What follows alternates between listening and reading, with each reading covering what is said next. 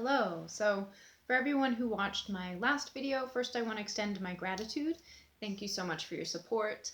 If you happen to find this interesting, informative, educational, entertaining, whatever, hit like and subscribe. You'll get updates for every time I upload a new video, and then you can share with your friends and family. This video will actually coincide with a blog that I posted earlier in the week. If you happen to miss it, I'll put a link in the description below. Today I'm going to talk about the Catholic Church and US politics, so buckle up, baby, because it's going to be a bumpy ride. Admittedly, when I was doing research for this topic, there was so much to sift through. I really had to decide to pick and choose what to delve into and put some things aside to get into further down the road. Like, for example, the Catholic Church and lobbying. That deserves a whole video all on its own. But I will try to condense as much information as possible into this video. Okay, like I said in the first video, the Catholic Church operates as a sovereign entity through the Vatican City in Rome, which is a sovereign state, so they get to govern themselves, meaning they don't have outsiders investigating their criminal activity. However, they also benefit from the democratic process here in America. So in America, most people know we have a separation of church and state, or we're supposed to, and that is established in the First Amendment of the Constitution. Kind of apropos, I'm talking about this today, being July 4th, Independence Day. If you hear some booms going on in the background, that's just my neighbor setting off fireworks. Ignore it, we're fine. So the First Amendment has two basic principles in it, which addresses religion. And that is that it would be unconstitutional to establish a state religion, and it would be unconstitutional to prohibit the free exercise thereof. And so this was much more comprehensive when they were drafting up the Constitution, but it got whittled down to these two principles upon ratification. They were very concerned about the church's power over the people. They were very concerned about the church governing the citizenry. They did not want that, hence the Establishment Clause, that the church could not be established. There could be no establishment of a state religion. A lot of people forget about that Establishment Clause. And they're very, very concerned about the Free Exercise Clause. So just keep that in mind. Okay, moving forward. Lately, we see more religious zealots groups using that First Amendment to justify their oppression of already marginalized communities. Because of the open-ended language, the Supreme Court has to discern what did the forefathers mean. So by exploiting the First Amendment, what I mean by that is, I'll give you an example. The evangelical-run craft store Hobby Lobby saying it would be against their religion to provide birth control and the health plans for their employees. Or the county clerk Kim Davis saying it would be against her religion to provide marriage certificates to same-sex couples, even though federal law at that point had said same-sex marriage is legal, across the board. So these are examples. I don't want to get into the constitutionality of those examples. I don't want to talk about those particular things in depth. What I'm talking about right now is the Catholic Church utilizing that First Amendment to justify their oppression of marginalized communities. So a couple weeks ago, a Catholic adoption agency won a Supreme Court case against the city of Philadelphia. That Catholic adoption agency was refusing to foster children out to same-sex couples based on their religion. The city of Philadelphia severed ties with them because of that, because they had an anti-discrimination law in place. This went to the Supreme Court, and because of an exemption written into the city's bylaws, the Catholic adoption agency won. So here's the thing. I grew up Catholic. I don't recall discriminating against same-sex couples or the LGBT community being a part of my religion. I don't recall it being one of the 7 sacraments in the 10 Commandments, even reciting it in the Apostles' Creed. In 2018, a Pew Research study conducted a poll, and they found that more than half of U.S. Catholics actually believe that same-sex couples should have the right to marry. Even in the U.S. Conference of Catholic Bishops literature about the matter, they hold in the same contempt single-family households the same way that they view same-sex family households.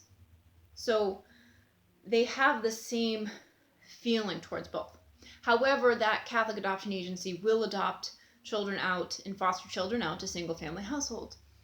So it's not really their religion that makes them unable to work with same-sex families. It's their own bigotry and prejudice and hatred. But here we are, and this Catholic agency is able to perpetuate that prejudice and bigotry. Because they're working with the city of Philadelphia, our taxpayer dollars will pay for them to be able to do that. So let's talk about taxes for a minute, because every time the church is brought up and any kind of crummy things that they're doing, it's always the response is, well, they should pay taxes. Let's tax the church. Okay. The church is tax exempt under the IRS tax code 501c3. In order to get this status, they have to follow specific guidelines. One guideline that the Catholic Church kind of continually pushes the boundaries on is that they are not allowed to campaign for or against a particular political candidate. They can't, be up on their pulpit and go, you should vote for this person, you should not vote for this person. They can't put it in church bulletins, on church marquees. They can't put political candidate signs on their church lawns. So they cannot, as a representative of their church, speak in favor of or in opposition of a particular political candidate. Something really important to keep in mind during election time. Okay? This is for all tax-exempt religious organizations. What they can do is they can talk about nonpartisan issues. They can talk about voter education. They can host debates in their church halls. They can be a polling station. They can, and this gets really murky, and this is what personally I feel is an issue, they can lobby for partisan referenda and ballot initiatives. So they can stand on their pulpit and say, you should vote no on number 2, you should vote yes on number 3. They can spend money on lobbying, providing that it is not a substantial amount of their revenue, and they can speak about it, providing it's not their main agenda. If it becomes like their primary issue, they lose their tax-exempt status and they become a campaigning organization. The IRS has admitted that it's really difficult to discern and keep track of how much time a religious organization is spending lobbying versus, doing community outreach and other religious spiritual practices. Now, the Catholic Church is no stranger to lobbying. In 2018 alone, they spent $10.6 million lobbying against child protection bills. I'm going to let that hang in the air for a minute and let us all absorb that statement. So in 1 year, they spent $10.6 million fighting laws that would protect children from sexual predators. Great priorities, guys. All right. In 2020, during the height of the pandemic, they spent $50,000, which kind of shows you how cheap Washington can be bought for, fighting the SBA 500 employee cap on the PPP loans so that they would be eligible to apply for those loans. And they ended up raking in $3.5 billion in loans meant for small businesses, for loans that they shouldn't have even been eligible for. Okay. On abortion, which is an issue that the Catholic Church is pretty publicly against, there is no traceable amount that the church has lobbied for. So all that lobbying is done under the table.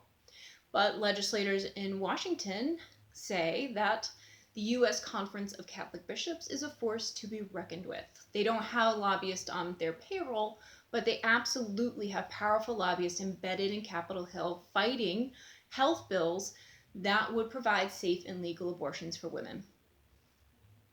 So they are fireworks.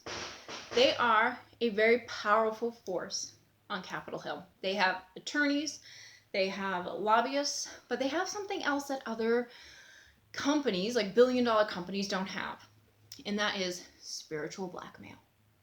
So 88% of Congress identifies as Christian, 30% of those identify as Catholic. The Pope has been a long time a voice of moral authority within the church.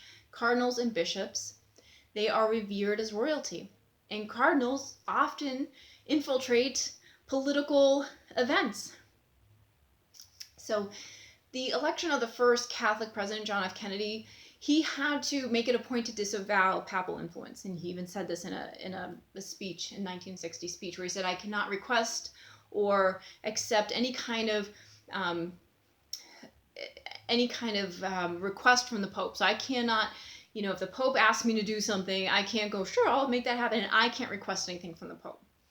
So obviously not verbatim, but that's basically what he summed it up. So politicians who are Catholic, Christian, they have to walk this fine line between living in faith, but also upholding their duty to protect the Constitution. So, and that's the establishment clause, protect that part of the Constitution. Because of this, the Catholic Church didn't really care too much for U.S. democracy until recently, where we have these ultra-conservative, alt-right, fundamental Christians kind of paving the way for them to chip away at that First Amendment. So they are starting to wield their power a little bit more, and we're seeing that happen more. Not just in the US, but around the world. Last week, or could have been the week before, the Vatican's ambassador to Italy went and did a formal protest against their their new discrimination law that was up for vote in Parliament. That discrimination law would have criminalized hate speech or violence against the LGBT community in Italy. And the Catholic Church actually aligned themselves with fascists by going and imposing this bill. They stood on the side of fascists in Italy, and they said, we oppose this bill. Let the LGBT community be on the other side of violence and hate speech. And it was a very brazen, not only brazen, but it was an unprecedented thing for the Catholic Church to do a formal protest in Italy, to get that involved in their politics. The Catholic Church actually has the distinction of being the only religious organization with a seat at the UN, with the status of state. While they can't vote on things, they actually have a very influential voice on things like treaties and resolutions and coming up with ideas and stuff like that. So they have a very influential voice. The UN has consistently shown concern for the Catholic Church's influence. And in particular, their influence on human rights issues. So the Catholic Church has aligned themselves with countries like Russia because of their harsh stance on LGBTQ members. And they've aligned themselves with hardline Islamic nations because of their harsh stance on women's rights issues. So they really take these harsh stances on human rights issues.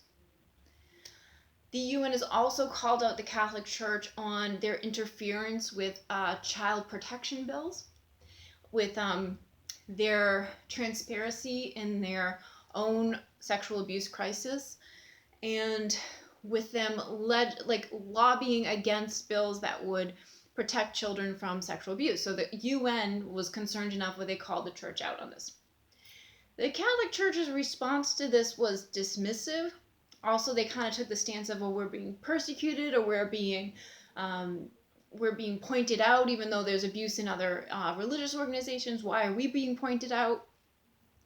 But what was most disturbing, though, in their response, and I really think this speaks to the Catholic Church's view of the sexual abuse of children, is one of the representatives of the UN for the Catholic Church said, well, I think we need to make the distinction between pedophilia and attraction to teenagers, because most of the victims of abuse by priests were teenagers.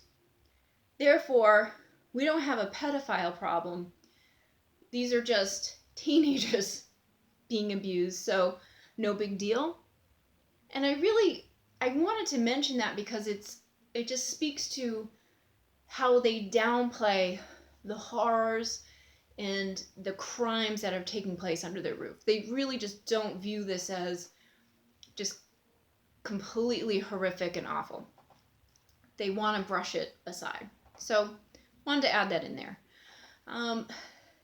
Here in America, the United States Conference of Catholic Bishops, the USCCB is the acronym that's often used. For the last few weeks, I'm sure you've probably seen this in the news, they have been deliberating over creating this teaching document. And this teaching document would address whether or not politicians who were in support of women's rights would be allowed to receive the Holy Eucharist. Now, whether or not you believe in the supernatural effects of the Holy Eucharist, whether or not you are Catholic, let me just maybe express to you what it would mean to a devout Catholic to have the Holy Eucharist withheld from you, to be banned from receiving that. It would mean that your soul is in danger and that you are at risk of going to hell when you die. So that's a really big deal to devout Catholics. That's a big deal. So the USCCB decided to all get together and vote and say, we're going to hold the United States president spiritually hostage by keeping him from receiving the Eucharist because of his pro-choice platform. And we'll do the same for other politicians who feel the same way. This was a really brazen act to say, we'll hold them spiritually hostage. I'm using that term because that's what it was.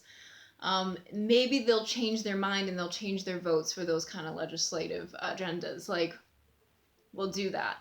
They did end up changing their mind that they weren't going to have a national policy to ban politicians, probably on the advice of their lawyer, because it was not a good look. It was like, guys, you're getting a little too involved in the politics here. You could lose your tax-exempt status. But the fact that it was even brought up, the fact that this was even discussed, the fact that they even had this big meeting, the fact that they even started drafting up this document is a huge deal, and it's a huge attempt to push canon law on to American politics. So Biden, however you feel about Biden as a president, it doesn't matter. Biden has said many times that his faith is personal. He's personally against abortion, but he doesn't feel like he should impose that onto the citizenry.